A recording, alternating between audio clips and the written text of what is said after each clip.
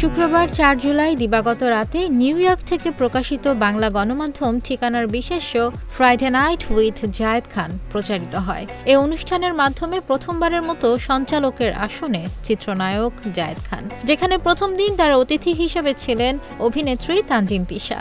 এই অনুষ্ঠানেই তিনি মা হতে চাওয়ার কথা জানান। আলাপচারিতার এক পর্যায়ে তিশাকে জায়েদ প্রশ্ন করেন, ৫ বছর পর নিজেকে কোথায় দেখতে চাও? এ প্রশ্নে তিশা বলেন, আইল বি আ মাদার, আমি মা হয়ে যাব। এর মধ্যে আমি বিয়ে করব, মা হব। যোগ করে অভিনেত্রী আরও বলেন, কাজের ক্ষেত্রে নিজেকে দেখতে চাই যে অভিনয়ের জায়গাটা যেন দর্শকদের মনে থাকে, এমন কিছু কাজ আরও ভালোভাবে করতে চাই।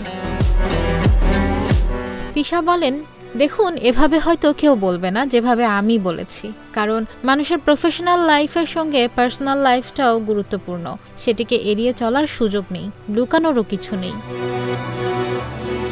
শুধু তাই নয়, অনুষ্ঠানটিতে বিয়ে নিয়ে গুজবের বিষয়েও কথা বলেন তানজিন তিশা।